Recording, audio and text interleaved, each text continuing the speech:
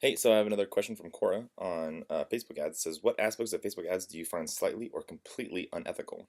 And I think that the answer to it is actually pretty funny. He goes, Facebook encouraging page owners to promote their page so they can reach their fans is BS. So essentially what had happened was is it was really easy to create fan pages, get like 100,000 followers, and then when you post it, all 100,000 followers would see that.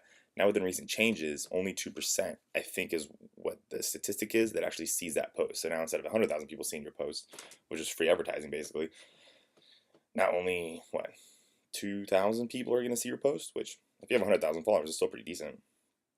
And then he also says, I'm surprised there hasn't been any class action lawsuit against Facebook ads, blah blah blah.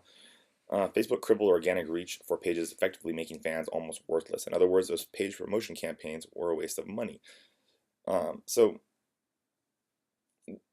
what they did was is instead of making Facebook pages, they went ahead and made groups. Because so if you're in a group, like basically it gives you like notifications for everything all day long. It's a little bit more active. I don't know if it's 100% viewership when you post and stuff like that, but it's pretty high. Now, one of the things that I think is funny is that Facebook is free, and people get mad when they mess with your free thing that you were making money off of, right? It's like, okay, well, for free, you were able to grow 100,000 viewers, or you're able to grow on a platform. And technically speaking, you can still grow on a platform. It's just much, much slower, right? They just slowed the process down of you being able to reach out to so many people. Okay, but the thing is that it's still free, and if you want to spend the next 2 to 3 years developing a craft or a page or an audience, you still can, and you can still get to 100,000 people. It's not like it just went away and it's just completely non-existent.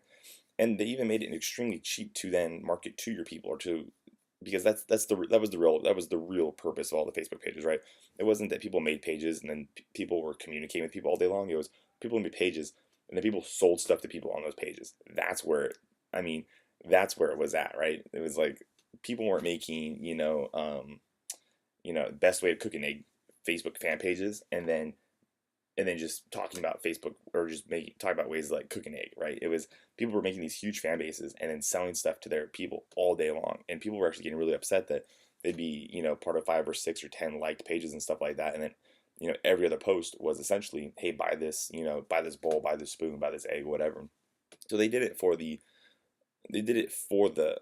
normal people, so I mean, so like that was the main reason that they did that. And it's like, look, if you want to kind of, like I said, it's super cheap, but I mean, what is slightly unethical, or kind of unethical, is the thought that they don't want you. So like my take on it is the thought that they don't want you to essentially like buy illegal lists, but they'll allow you to upload a list without essentially saying where it came from. You can basically just lie to Facebook, say, hey, this list came from so and so, but literally it could just be created from you out of thin air, from the internet, from web scrapers and stuff like that. You upload it and you can instantly start marketing to people. So I mean, is it unethical? I mean, I don't know about that. Excuse me. Not about unethical, but it's definitely something interesting, right? Is that they have no way to essentially test or know what list is actually real or fake, but they'll allow you to put in all the information and they'll find the people for you. So that was kind of my take on his answer and what I think is slightly unethical.